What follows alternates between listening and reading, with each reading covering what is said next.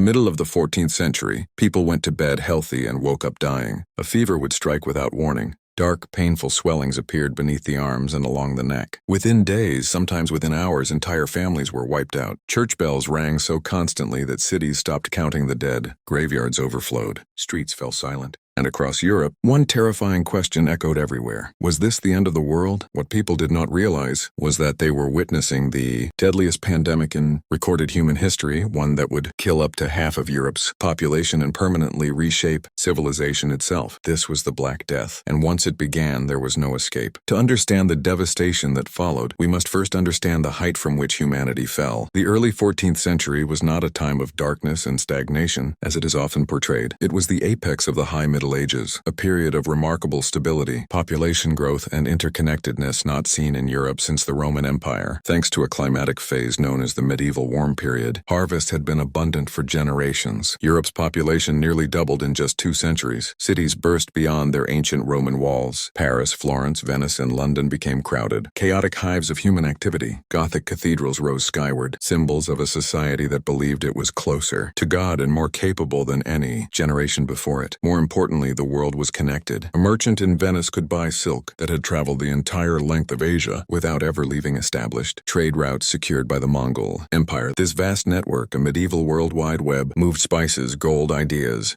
and technology across continents at unprecedented speed. It was a glorious, bustling, optimistic world. But this interconnectedness was a double-edged sword. The same caravans and ships that brought wealth were about to deliver catastrophe. The infrastructure for global disaster was already in place. And this society, so confident in its strength, was about to face an enemy it could not see, could not understand, and could not fight. The origin of the apocalypse lay thousands of miles from the stone streets of Paris, in the windswept steppes of Central Asia, likely in regions of modern-day Kyrgyzstan or northern China. This harsh landscape of endless grasslands and extreme climates was home to an ancient biological agent, Yersinia pestis. For centuries, this bacterium existed in relative balance within burrowing rodents such as marmots and ground squirrels. But in the 1330s, that balance was disrupted. Climate instability, possibly severe drought followed by heavy rains, devastated rodent food sources. Driven by hunger, infected animals moved closer to human settlements, carrying fleas that would become the true killers. The leap from animal to human occurred along the Silk Road. The first victims developed high fevers, vomiting, and the terrifying swellings known as buboes. News traveled slowly in the medieval world, but rumors traveled faster than caravans. By the early 1340s, fragmented reports reached Mediterranean ports, stories of entire regions in the east vanishing, of pestilence leaving India, Tartary, and Mesopotamia depopulated. Europe listened with distant horror. These were foreign tragedies happening far away. No one realized that the spices flavoring their food were traveling the same roads as their executioner. The turning point came in the Crimean Peninsula, at the fortified city of Kaffa. A wealthy Genoese colony, Kaffa was the hinge between overland, Asian trade, and the Mediterranean sea routes. In 1346, the city was besieged by the army of the Golden Horde under Khan Jani Beg. As the siege dragged on, plague tore through the Mongol camps. Soldiers died by the thousands, their bodies darkening with gangrene. Facing defeat, the Mongol commander made a desperate decision that would change history. Plague-ridden corpses were loaded onto trebuchets and hurled over Kaffa's walls. For days, dead bodies rained down into the city. The psychological terror was immense, but the biological impact was immediate. Fleas abandoned the corpses and found new hosts. Kaffa was breached from within. Realizing the city was doomed, Genoese merchants fled aboard their ships, unknowingly carrying death with them. These vessels sailed through Constantinople, soon devastated itself and into the Mediterranean. This sea, Europe's economic engine, became a highway for the plague. The first major European port to fall was Messina, Sicily. When the ships arrived, dock workers found decks littered with corpses and survivors delirious with pain, covered in black boils. Authorities expelled the ships, but it was too late. Rats and fleas had already reached the docks. From there, the disease exploded. By 1348, Genoa, Venice, and Marseille were collapsing. Venice attempted quarantine, creating island isolation zones called lazarettos, but the first wave was unstoppable. Gondolas became floating coffins. From the coasts, the plague followed rivers and roads inland, reaching the dense heart of Europe. Medieval cities were perfect incubators, narrow alleys, overcrowded housing, open sewers. When plague struck a metropolis, it didn't just kill people, it killed the city as a living system. Doctors were helpless. Without germ theory, they blamed corrupted air, planetary alignments, or divine punishment. Treatments made things worse. Bloodletting, lancing buboes, burning incense. Fear shattered social bonds. Giovanni Boccaccio described fathers abandoning sons, wives leaving husbands, homes sealed with the sick inside. The dead overwhelmed burial grounds. Mass graves were dug. Bodies were stacked like firewood. Religion offered no refuge. Processions spread disease. When prayers failed and priests died like everyone else, hysteria followed. Flagellant movements swept across Europe, men whipping themselves bloody in public penance, and darker forces emerged. Jewish communities were accused of poisoning wells. Despite papal condemnations, pogroms erupted. Entire communities were burned alive. The Black Death unleashed humanity's worst instincts alongside its suffering. The countryside fared no better. Villages vanished. Fields rotted unharvested. Livestock wandered untended. Wolves encroached on abandoned settlements. By 1351, the plague burned itself out, not because it was defeated, but because it had run out of victims. Europe was transformed. Between 75 and 200 million people died across Eurasia. In Europe alone, perhaps half the population was gone, but from the ashes emerged change. Labor shortages gave peasants leverage. Serfdom weakened. Wages rose. Art obsessed over death. Society became more skeptical, more adaptive. The Black Death shattered medieval certainty and cleared the ground for the modern world. Empty streets, fear of the air, locked homes. Does that sound ancient or uncomfortably familiar? The plague was a test of civilization, and history has a way of repeating its tests. This is TDA History, where the past explains the present, and where history is never forgotten,